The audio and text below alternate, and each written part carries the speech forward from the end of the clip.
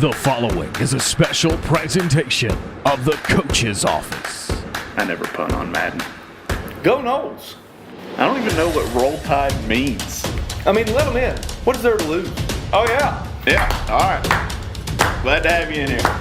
Why was everyone so concerned with the outfield play for the movie to be called Angels in the Outfield? Where'd you get your shirt? Foot Locker? Uh-oh, Murphy's calling. And now your hosts, Kyle Donahue and Matt Ripley. How's it? Welcome into the podcast. My name is Kyle Donahue, along with my good friend on the offensive side of the ball, Matt Ripley. Matt, how's it going today? Excited to be here, episode 5, full of great stuff, great interviews. Kyle, tell them what's going on.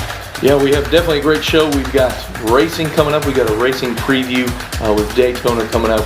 We're going to be talking NFL playoffs. We got the championship games this weekend. And also on the show today, a bulk of our show is going to be a fantastic interview with a friend of the show, video producer for the LA Rams, Sandarvis Duffie. Yeah, we're excited to have him. A good friend of mine. We went to college together at Tusculum, and he's doing big things out on the West Coast. Very grateful, very thankful for him. We're just getting started, episode 5, and for him to come on the show to take time out of getting ready for the NFC title game. He's headed to New Orleans for that big championship game. So, again, County is what I know him as. We appreciate you being on the show, and we look forward to sharing your interview with the world. So, you mentioned we've got the race coming up. Our good friend Cody Early, he's going to be coming with us on this Coach's Office journey, as he'll be bringing us a race preview and race recap each week. And right now, he's got a look into Daytona that'll be coming up only in a short few weeks. So let's cut it to Cody around the track. Engines will come to life in less than a month at Daytona.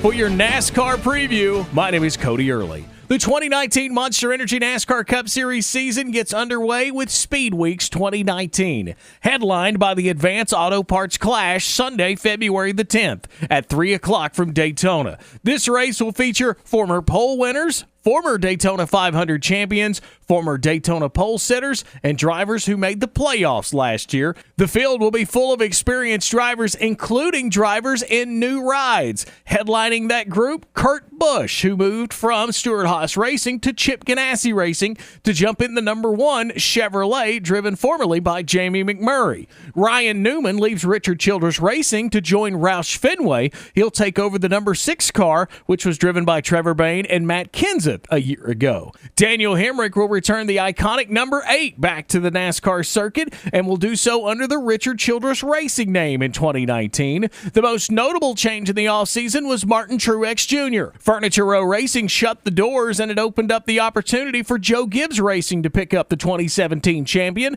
Martin Truex Jr. not only swapped rides, but he kept his team and crew chief Cole Pern intact in the move to JGR. Daniel Suarez, of course, formerly in the number 19 JGR Toyota, makes the move to Stewart-Haas Racing. He'll go into the number 41 Chevrolet, formerly driven by Kurt Busch. A couple of other changes over the offseason. Ryan Preece makes the jump from Xfinity Series to Cup Series. He'll be in the JGT Doherty Racing Chevrolet, formerly driven by A.J. Allmendinger. And Matt DiBenedetto will move to Levine Family Racing. Formerly with Front Row Motorsports, Matt DiBenedetto will take the seat that Casey Kane left at the end of the 2018 season. Some other new notables on the track in 2019, the Ford Mustang. Ford's oldest car and world's best-selling sports car will make its debut at Daytona. It had been racing in the Xfinity Series, but now it moves up to the tier Monster Energy NASCAR Cup Series for the 2019 season.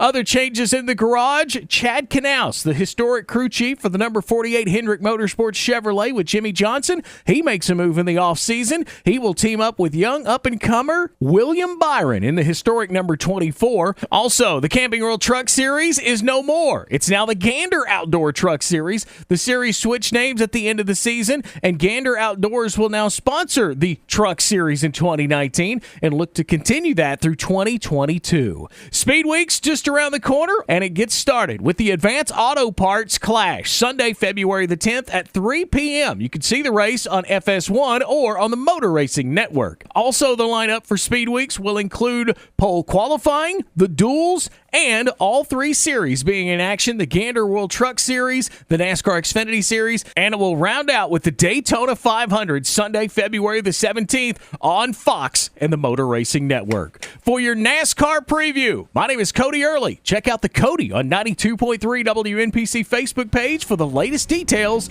in NASCAR. Until next time, we'll see you around the track. Thanks, Cody.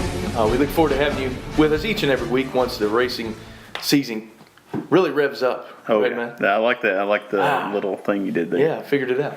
So we got NFL playoffs this week. We've got the big games. And then there were 4. We've got the NFC playoffs. We've got Rams at Saints. AFC, we've got Patriots at Chiefs. The first time the Chiefs have ever hosted the AFC title game in franchise history. Which is shocking. I mean, they've been to the Super Bowl. I mean, they're one of the original AFL football teams. I mean, are you kidding me? You've never hosted the AFC title game? I'm sure Arrowhead's going to be rocking. Oh, my gosh. I mean, that place is going to be the Tomahawk Chop. They're going to be cranking out the Florida State Tomahawk Chop. The Atlanta Braves Tomahawk Chop will be fantastic. Go Noles. It's going to sound terrific out there.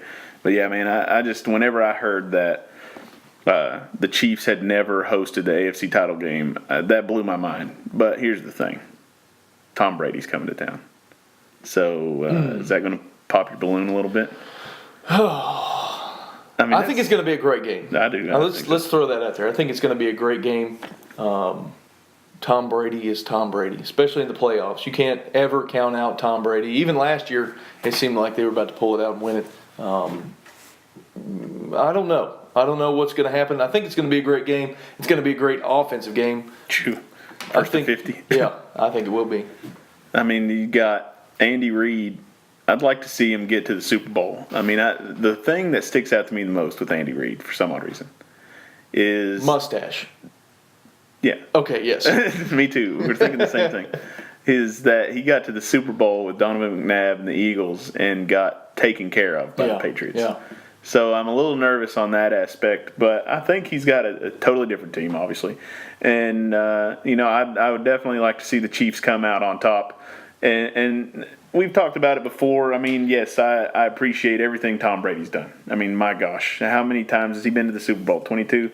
I mean, over his 68-year NFL football career, he's only been outplayed by Adam Vinatieri, who looked like he was wrapping up his 78th year. And also wrapping Christmas gifts. He finished just wrapping them up. You've seen him. He's got sporting a gray beard. He works 2 jobs. Wow. So he just came off of the other job. But what he's done is fantastic, and I'll give him that. But I want a different Super Bowl.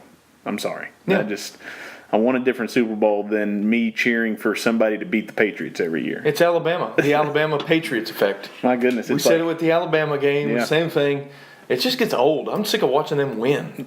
Now, if it was the Buccaneers, I wouldn't get sick of them winning. Now you become that person. Winning. Okay. No, don't. If you get tired of it, how about you beat us? How about you do that if you're tired of it? We're not in the AFC, so. That makes it a little hard. Yeah. So on the NFC side, and we've got an interview coming up, like we mentioned earlier, with Sandarvis Duffie, works for the LA Rams. Big preview. He actually has a pick in that game. So stay tuned. Yeah, listen into that interview. Who he picks. Who wins that thing, you might be surprised. I think the Rams could do it. If the Cowboys had won, I would have definitely said the Saints were going. Yeah. But I think the Rams give the Saints the best run for their money.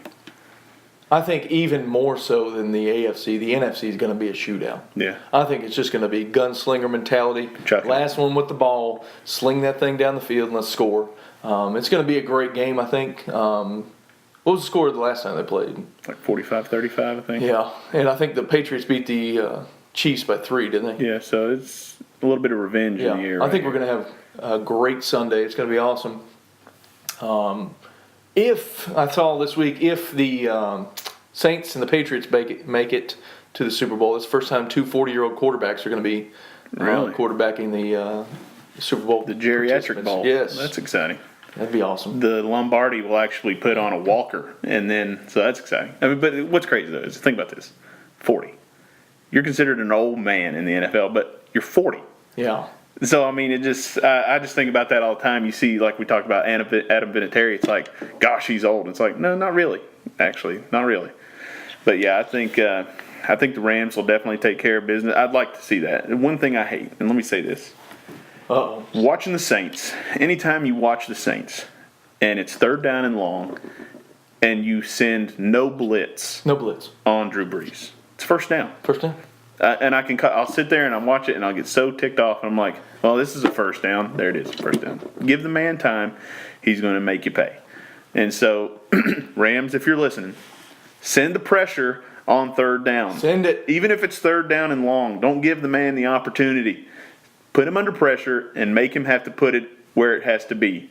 I think if that happens, if they do that, I'm going to take a little bit of credit for their victory. We'll write it down. Everybody out there, write it down. Put it on your Twitter. Sean McVay, love what you're doing, man.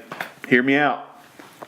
He's not listening. Third down, just in case. Third down, send blitz. Send blitz. I don't think he doesn't even control the defense either. So I'm not a defensive guy, so it works out. Oh, okay, yeah. Send it. Send all blitz, field goal block. But I think I think we've got the best four teams playing to get into the Super Bowl. It's not. Sometimes you get that Cinderella team in there. I was kind of thinking in the back of my mind. Eagles. Yeah, if the Eagles win, how cool is that? I like the Eagles. I'd like to see them go. But then you're thinking, no, because I don't know that the NFC title game would be that. You know what I mean? So I think we've got the best four.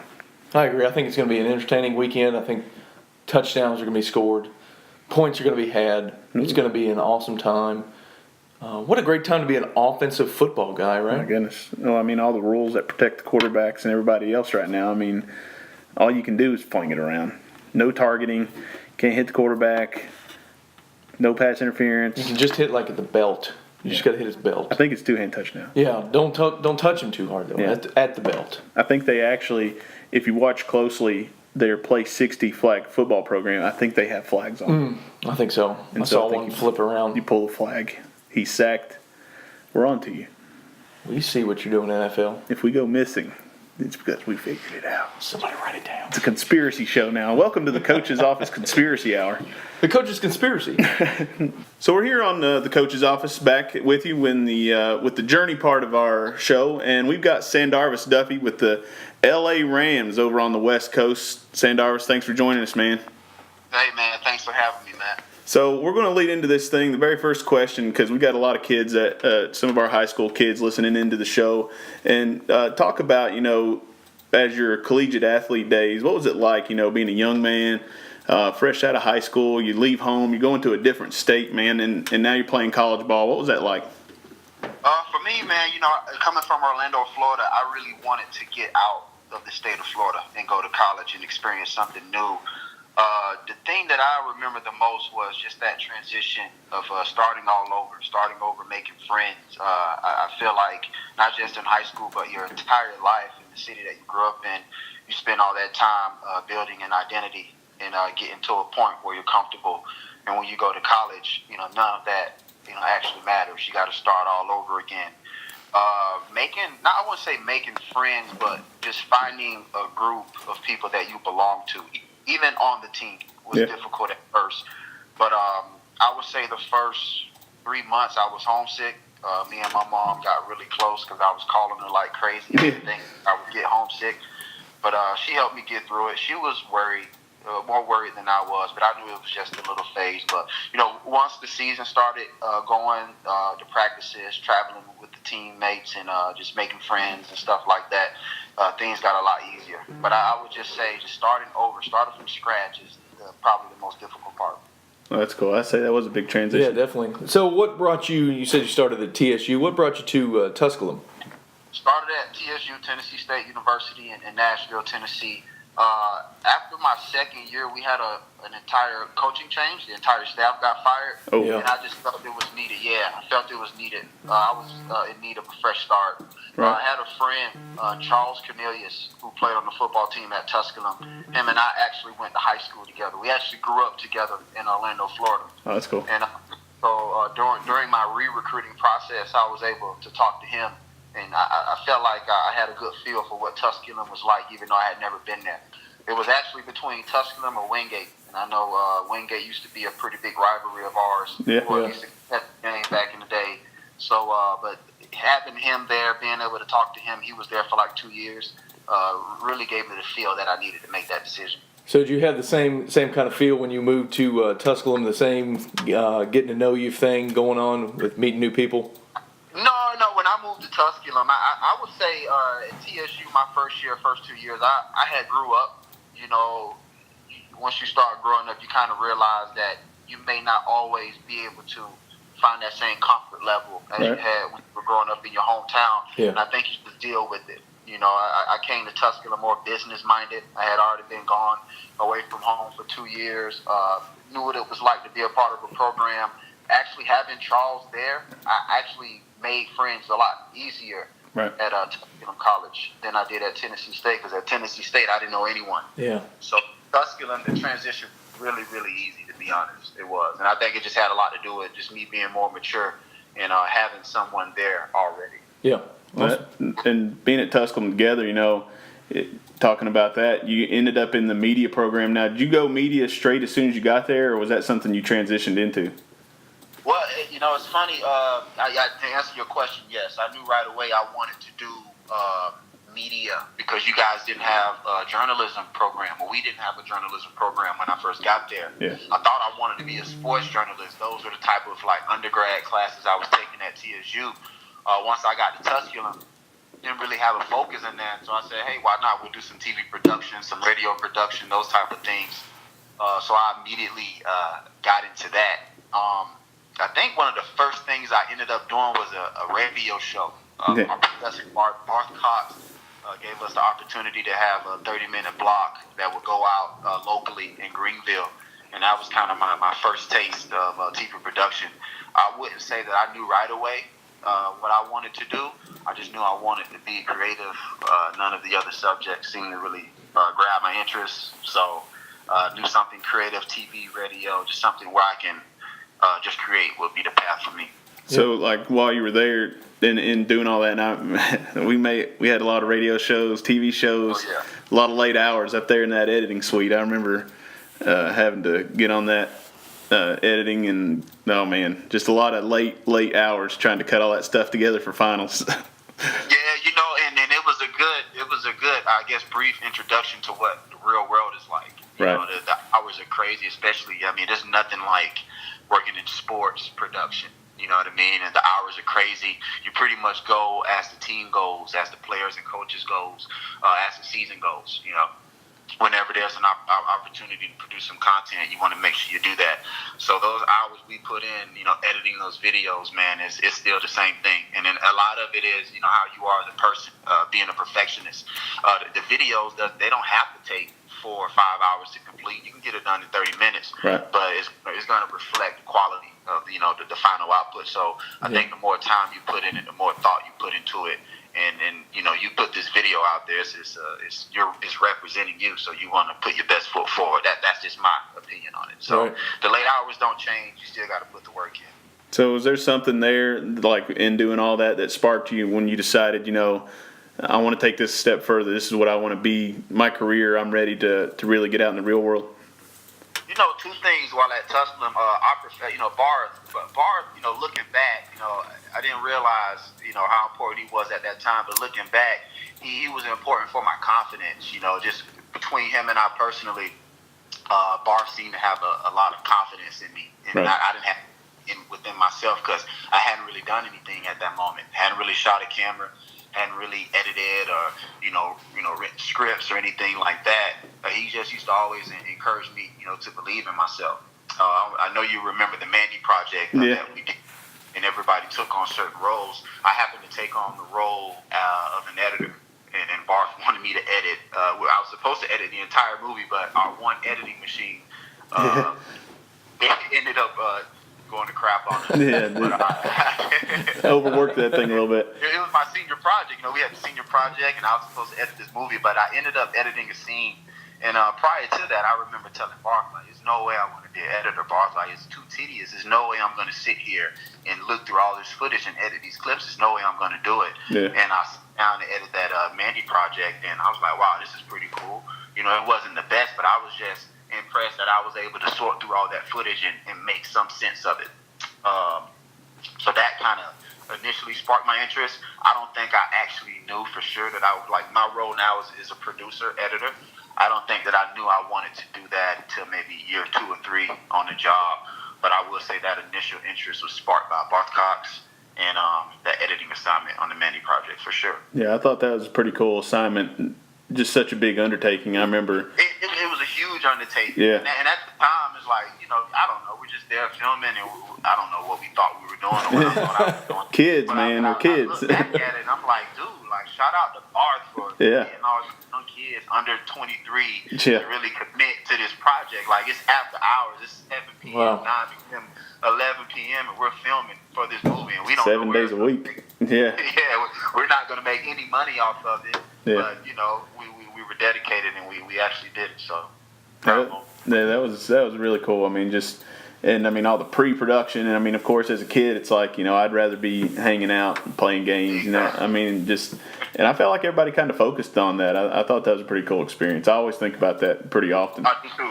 I really do. All right. I still have some of the. I had to write a little bit for it. I still have some of the scripts, and Oh, no way. I found a website about a year ago, and it was interviews with us on it. You were on there, photos. Oh my gosh, man.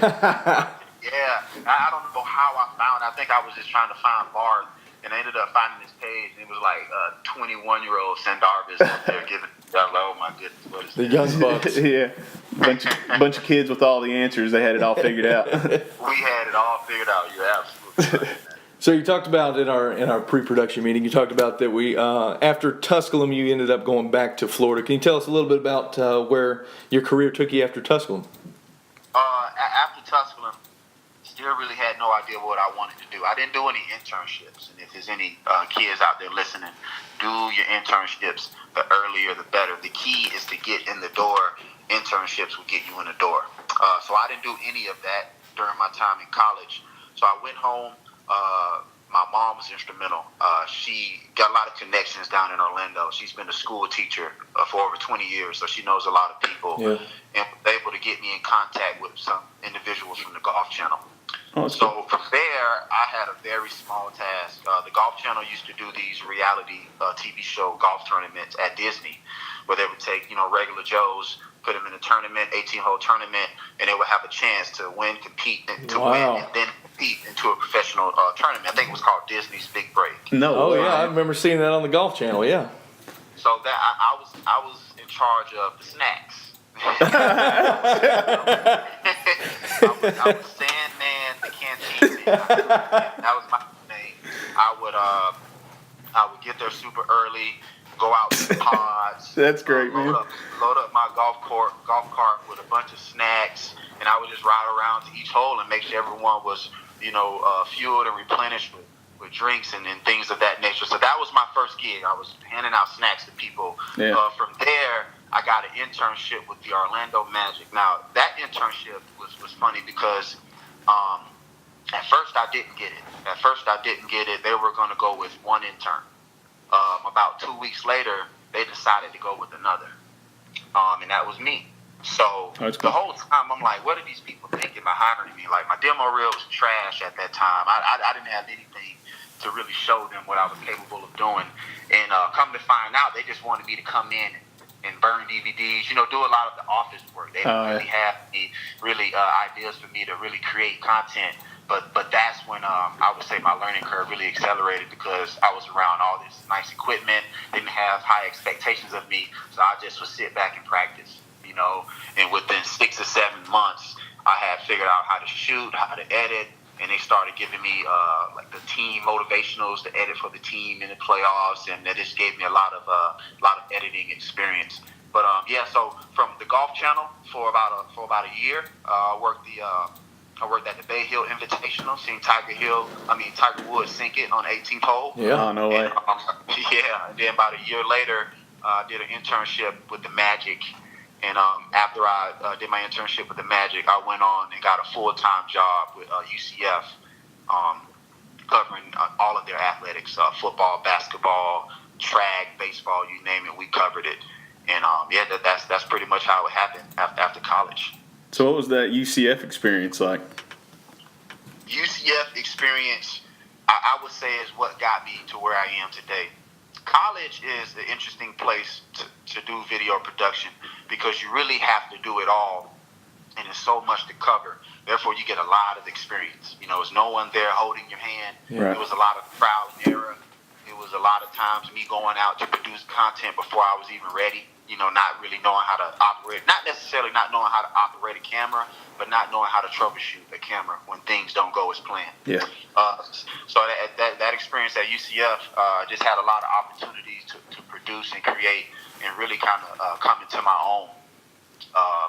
So I don't think I would be where I am today without that experience at UCF. Coming from the Magic, it was either UCF or TNT. To go work at TNT. No. And I was talking with my superiors at the Magic at that time, and they told me to go to UCF, and I was surprised. I'm like, why wouldn't I go work for TNT? They work on NBA games and stuff like that. And they were saying, like, hey, you're going to go to TNT, and you're going to do all the little grunt work. No, so you go to UCF, they're going to give you your own TV show. You're really going to have an opportunity to grow. And they were right. I learned how to be a camera guy. I learned how to be an editor and a producer, and it was great. So, did you get how much interaction being at UCF? Did you get to interact with the athletes, with the coaches? I mean, how far into that were you in there as far as dealing with those people? It's every day. You're somewhat a part of the family. Our offices were actually in the actual stadium, in the control room. So we were in the control room working on laptops, and we film practice every day, travel with the team, in the locker room, pre and post game speeches, off the field content with the players. So you are around the players a lot. A lot of times that's me, the producer, or whoever's producing a certain piece, to go and coordinate it with the players, pitch the idea to the coach. Wow. So you develop relationships there. So when you work for a team and you're doing a lifestyle TV show, or if you're just producing content with the team in general and you're traveling with the team, you're pretty much a part of that family for sure. Yeah, that's awesome. So you're now currently with the Rams, right? Yep. The LA Rams. We're about to play in the conference finals this week. Yeah, let's get it. So what are some things? Hey, let's get it. We're both going for you guys. We're both going for the Rams. That's right. Upset the Saints. What are some things? What are some differences, similarities in college work and the pros? I would say the workload is a little bit. The workload isn't light in the NFL. It's just lighter compared to college, because in college, as soon as football season is over, you go into basketball season. Right. When the basketball season is over, you got baseball and this, that, and the third.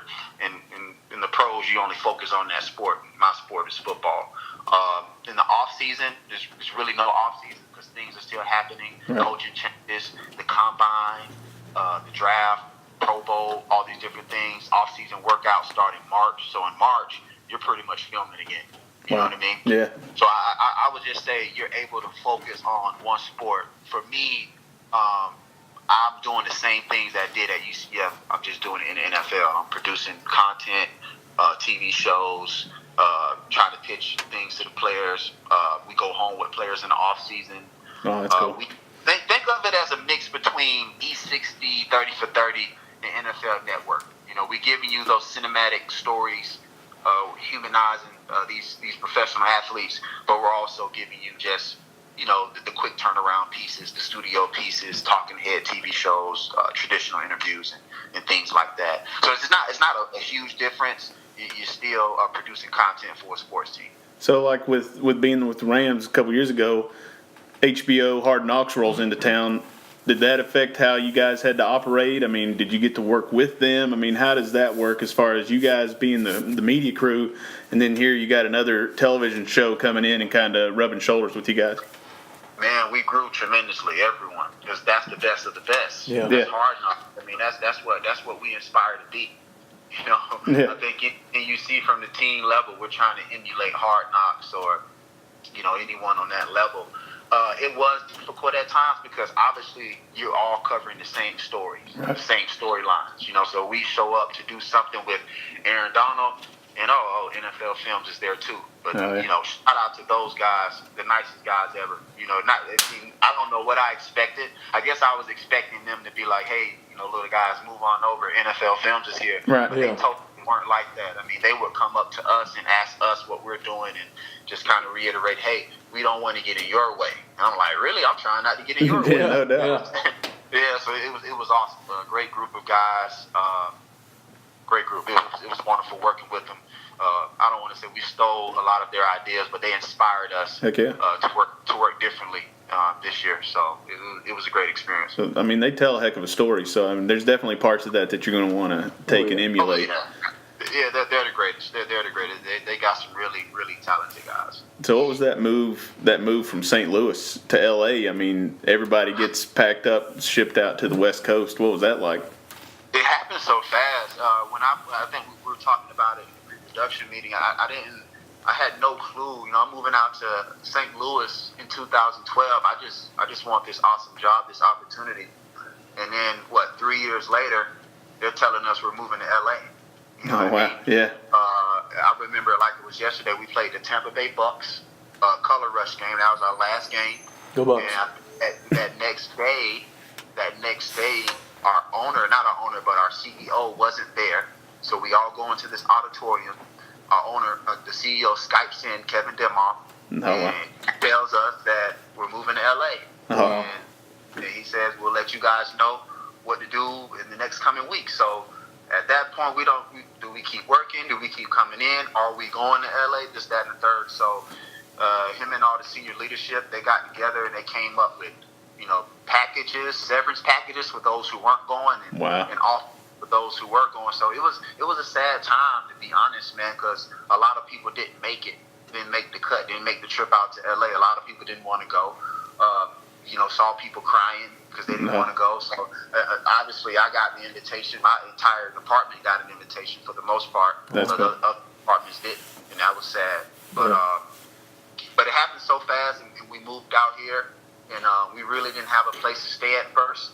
I don't know if you know, but the Dallas Cowboys have training camp out here in Oxnard, California. Oh, yeah. So that first year, Jerry Jones opened up his training camp facility, which is at a hotel in Oxnard, California, to us. Oh, wow. So cool. The first 2 months, we just all stayed in hotels. We were just all staying out of hotels. They had corporate housing for those who wanted it. And by the time we were done in Oxnard, it was time to go to training camp. So at this time, we still don't have a facility. A lot of people don't have homes. We're still in, staying in hotels. Yeah. So by the time camp was over, they built out a facility for us.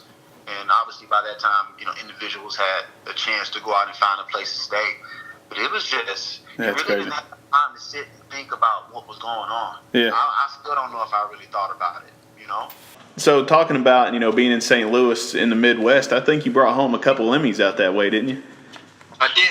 I was able to bring home some Emmys. So from my understanding, the way the Emmys are, you got the daytime Emmys, and that's the big, the big time Emmys. Right. And then you got the regional Emmys. I think in order to be in either or, in order to be qualified, for a daytime Emmy, your content has to reach 50% of the U.S. market. Don't quote me on it, but I think it's something like that. So obviously we didn't meet that criteria, so we had to qualify for a regional Emmy, which is the Midwest. I think it was like Chicago, somehow Arkansas was in it, Louisiana was in it, and a couple other different states. And I think I was able to bring home, since I was there from 2012 to 2015, maybe 10. Oh, wow. Maybe 10 regional Emmys. A lot of them done in groups, group projects. I think I have 2 individual Emmy awards. I'm kind of looking at them now. Shut up, man. Yeah. You got them on a shelf, shining. Yeah, I got them on the shelf. But it was a great experience, man. I don't like to talk about it too much because it's still another level that I haven't gotten to yet. Right. But at that time, it just kind of let me know that, okay, I'm where I need to be. Yeah. Like, I'm at this level. I'm at least winning awards at the level that I'm at right now. Right. So it gave me a lot of confidence. It's not something I talk about. I don't even tell anybody. I didn't even know you knew I had those images. I guess you saw my Instagram. Social media, man. But, I just try to stay humble about it, and coming out here is really humbling because I was actually watching an award show about a week ago, And I'm like, wow, like that's where it's at right there. That's where I need to be.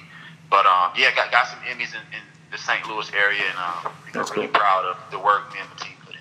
Well, that's something too. I mean, that helps you with that confidence. I mean, definitely That's all it awesome staying humble, man. I mean, that's great, but definitely pat yourself on the back some because I've seen a lot of your stuff, and you got some good stuff going for you. Don't cut yourself short.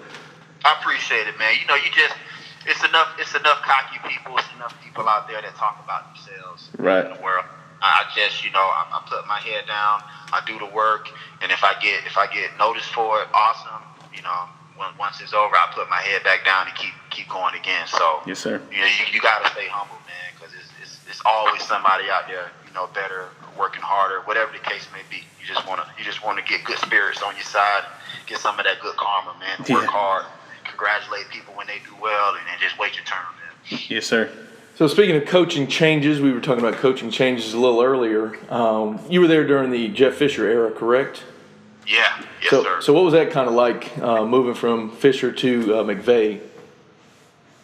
Sometimes, man, and I love Fisher, and Fisher was a great guy. But sometimes, like, things get so bad in any relationship that you just need a fresh start. Yeah. You need change. Sometimes there's no fixing it. It just gets so bad that we got to do something. And that was the situation under Coach Fisher. It just got really bad. I don't know whose fault it was. I'm not going down that path. Right. I think we lost like 6 in a row.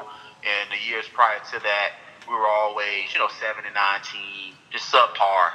Always almost there, but never quite getting over that hump. So I trying to put myself in management shoes. Like, what are they thinking when they fired Coach Fisher? I'm thinking that, hey, we got this young team that they've been building. The contract situation that's going to come to light. We're going to have to pay these guys soon. We need to get someone in here who can get this thing turned around before we lose all this talent that we've accumulated over the year. When McVay came in, it was a breath of fresh air. I mean, just offensively being able to move the ball. Yeah. But what people really don't see is the behind the scenes stuff. He has this whole we not me culture. There's not anything new under the sun. I'm pretty sure every football team in America, including Pop Warner, has a we not me culture. But it's implemented every day.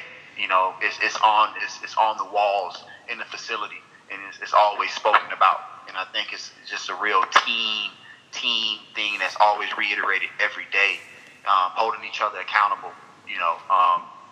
And then seeing the results, having a guy come in and say, hey, we're going to do this offensively, we're going to do this defensively, and then the players go out on the field, execute it, and it works, the buy-in. So I think hiring McVay was a good change of pace, and then he obviously did a great job by coming in and showing that what he was bringing to the table was actually going to work, and the players bought in, man. When you're out there scoring 35 points a game, everyone's happy. So I would just say I saw a big change in accountability, discipline. The coaches, he got really good position coaches and assistant coaches. He's awesome, dude. He's our age, Matt. He's like 30. I know. I think that every time I watch him on television, I'm like, man, he is me standing out there. Dude, great leader, charismatic, command the room, great speeches. Just poised up there. And the guys on the team are like his age, younger than him. They're just all around the same age. And sometimes I know how I can be with younger leaders or people, just people that are close to you in age trying to tell you what to do. And he doesn't get that. I feel like that drawback from the players. They listen and they believe in. So like with McVay taking over, and really any coach really, do they have any kind of say as far as what you guys do with media stuff stylistically? Like, is there a brand that they're wanting to put out to the world, or is that kind of something you guys come up with and then you kind of run it by him and see if that's okay? Absolutely. Well, it's not him watching it, but the PR department. Right. Whenever we do things that involves players, we'll produce the content and we'll send it to PR and we'll send it to the player. And just make sure that they're cool with it. I think being a part of an in-house team, you pretty much understand the tone, and that is let's represent our guys in positive light at all times. I don't care if he drops 5 touchdown passes in one game. When we come back on Monday, You need to make sure it looks like he had an incredible game. Right. So we would never put anything out there that would embarrass our guys, or our coaches or our organization. So from a stylized standpoint, that's totally up to us. But again, if we do something that my boss doesn't like, or the vice president doesn't like, or the coach, or anything like that, then we'll have to change it.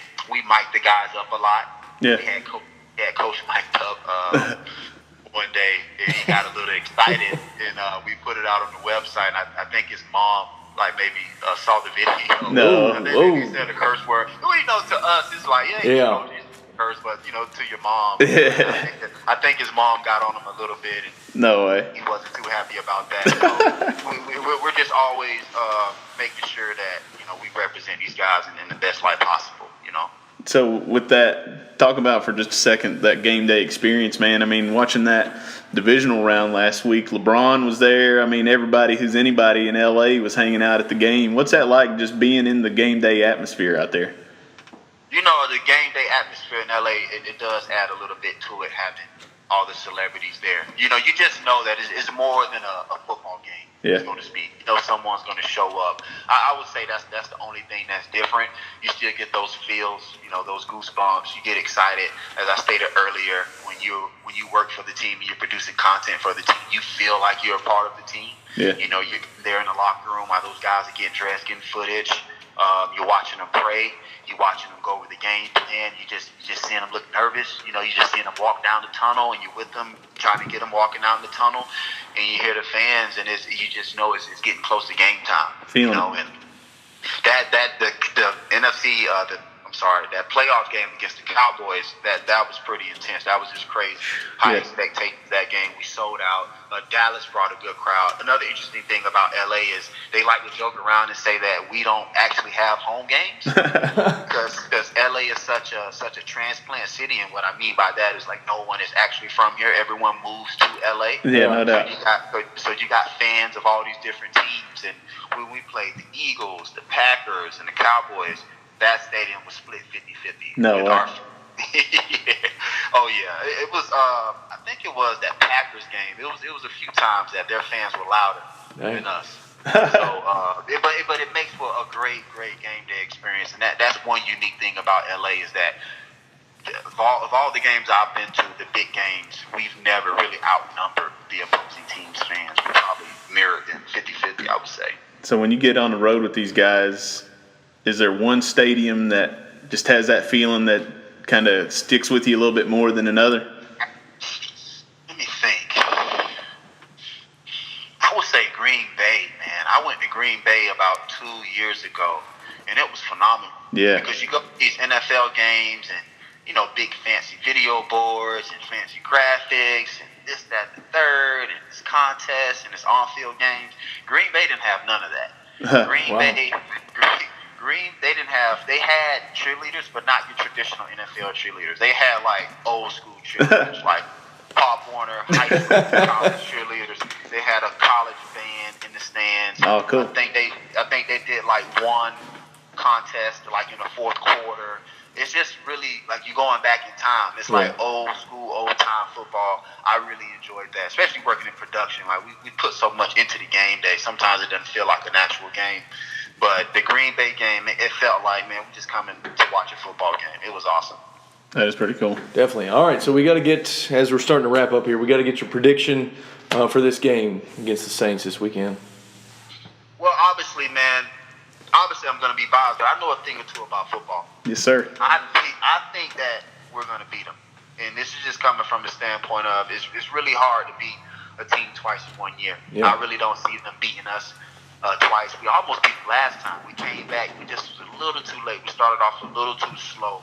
So I think we get them. I think it's a close game. I wouldn't be surprised if it's an overtime. I think it's a high-scoring game. I think it's going to be one of those games where Brees is going to march down the field and score. Yeah. We're going to march down the field and score. So high-power game. It's always fun to watch. Chiefs game. I bet it's going to be like that Chiefs game. How could it not? Yeah. How could it not be like that? So, yeah, I like the Rams. I like us by 10. Oh, okay. Ooh. I like us by 10. All right. I think I could take that. I like us by 10. Well, man, I need you to go to Atlanta and go to that Super Bowl, so then we can get you back on here and tell us about that Super Bowl experience.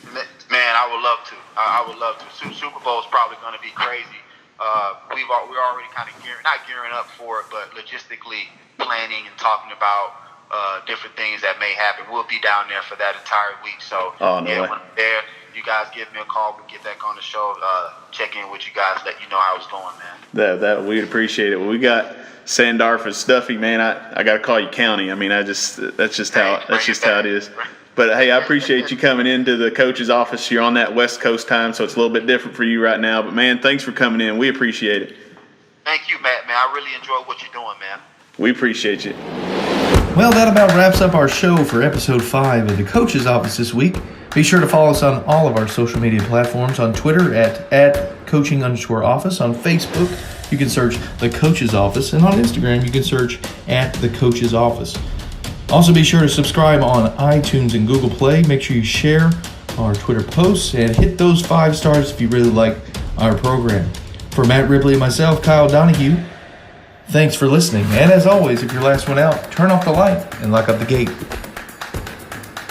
This has been a presentation of The Coach's Office, produced by Quotable Productions.